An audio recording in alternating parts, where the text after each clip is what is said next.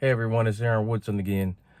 I just wanted to continue on the title branding and speak a little bit on a rebuilt title. A rebuilt title is a salvage title that has been converted back to what you call a rebuilt title. And the way you would do that, you take the salvage title and you repair what made that a salvage title, whether it be an accident or drivetrain damage or whatever it may have been. In order to make that car streetable or where you can put plates on it and drive it legally again, it has to be a rebuilt title. Now, there's a process to take when you do this. You have to remember that this car has been deemed a total loss. In the state of Indiana, there's a form, probably 5 or 6 pieces of paper you have to fill out in order to do this. It's changed over the years. First of all, it has to be safe. All the lights, mirrors, horn have to work. I see a lot of rebuilt title cars on the street where everything hasn't been repaired or fixed. And that's kind of where the rebuilt title gets its bad name from. Either someone doing the incomplete repair or doing a repair just to drive the vehicle. And most commonly and worst of all, just repairing the vehicle enough to sell it.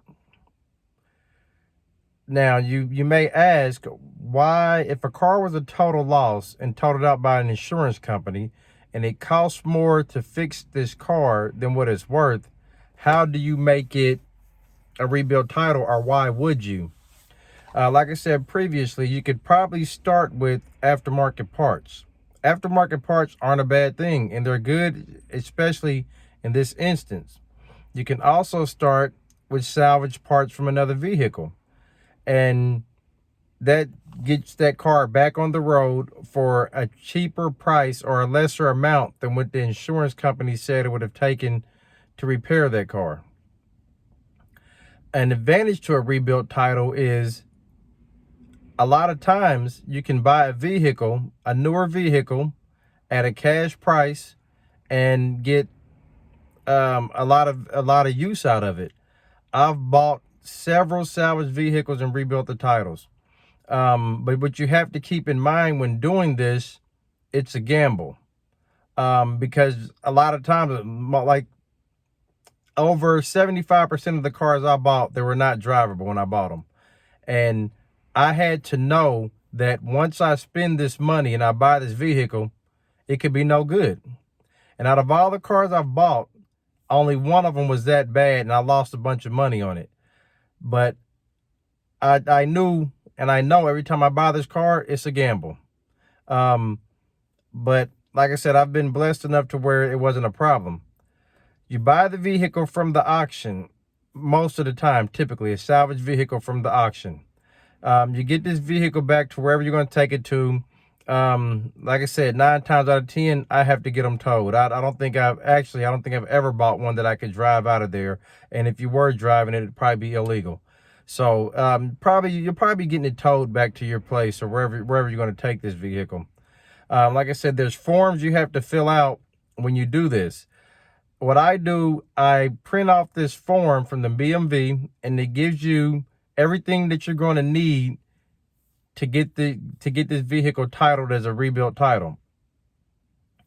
What I do, I keep every receipt, and because the BMV is going to want that, they're going to want receipts, and they're going to want a description of what you've done, especially if your receipts do not add up to a certain dollar amount. If you show up with $100 worth of receipts, they're gonna kind of question what you did and why it's that way. I've had vehicles where it was exactly that. You buy the vehicle and it just involved a lot of labor more than parts. Or I've had another vehicle I use parts off of. When you use parts off of another vehicle, you also have to include the VIN number off the vehicle those parts came from. Like I said, people make things bad. Some people go buy a salvage vehicle and may steal another vehicle to repair the vehicle. So to stop that, the VMV requires you to provide a VIN number where salvage parts may have came from, or a receipt where new parts have came from. Like I said, myself, I bought most of my personal driving vehicles as salvage vehicles. My latest was a 2009 Silverado. I paid $2,800 for it. I probably, in cash, I probably spent another $1,500 repairing it, and let's say another $500 to $800 in labor. This truck, it lasted me, it's still lasting me. I put 40,000 miles on this truck with no other problems. But when I went and bought this truck, I noticed it had new tires. I noticed it was clean, and therefore the previous owner was taking care of this vehicle, so I could kind of base that's how I would buy this vehicle. But anyway, just the rebuilt title itself is not a bad vehicle to buy. What you have to know about buying a rebuilt title vehicle is it's a good thing as long as the repair was made correctly and safely. A lot of times, I'm going to say, let's say 65% of the time, you have a lot of used car dealers. They go buy salvage vehicle cars, and they make that car look good. As long as it looks good and looks like a nice car, it's going to get sold.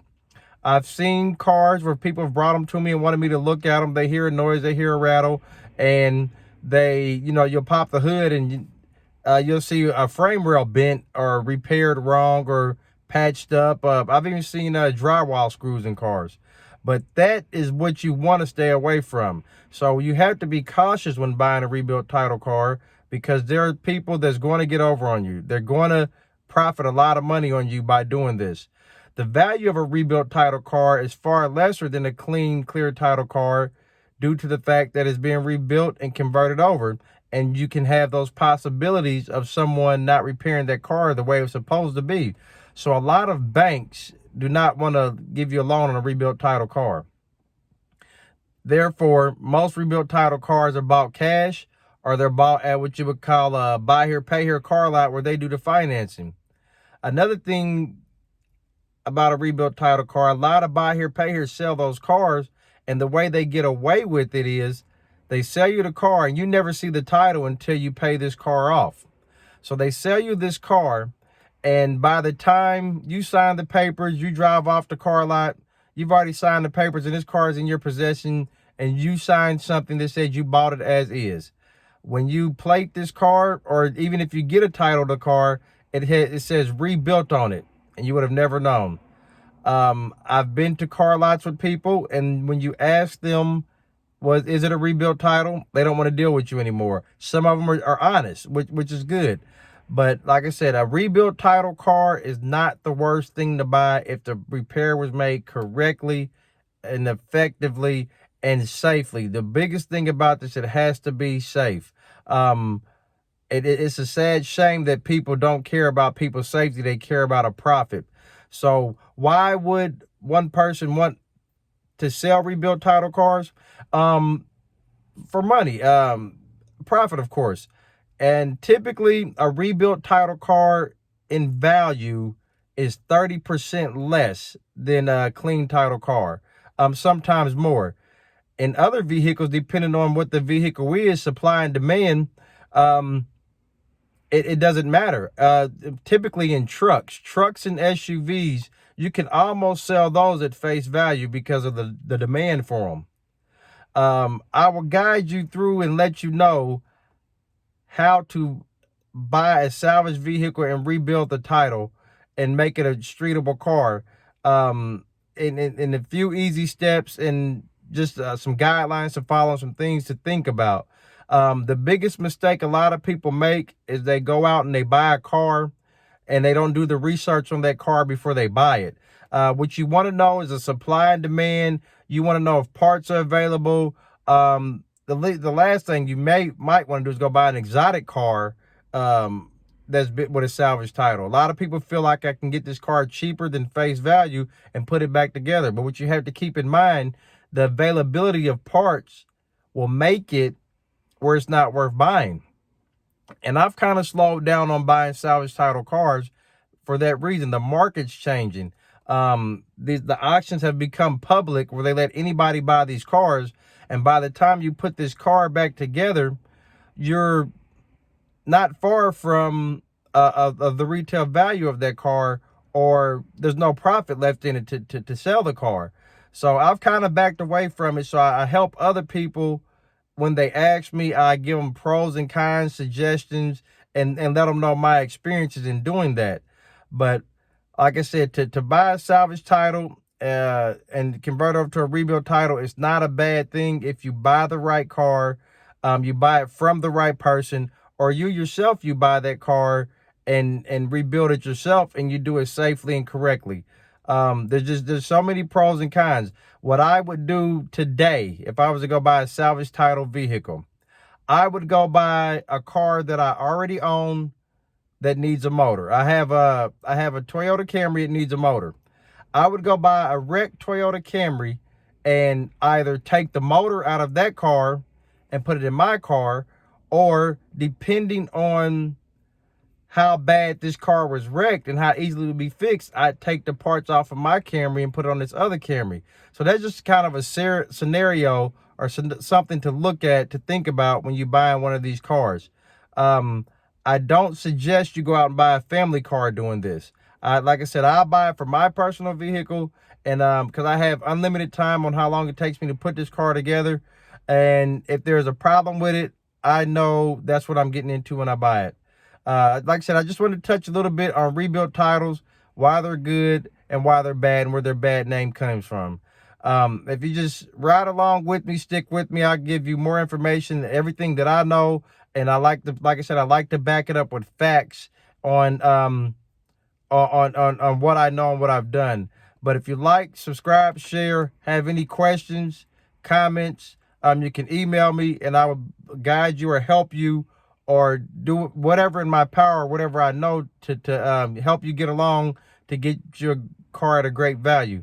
I don't know everything, but I do know something.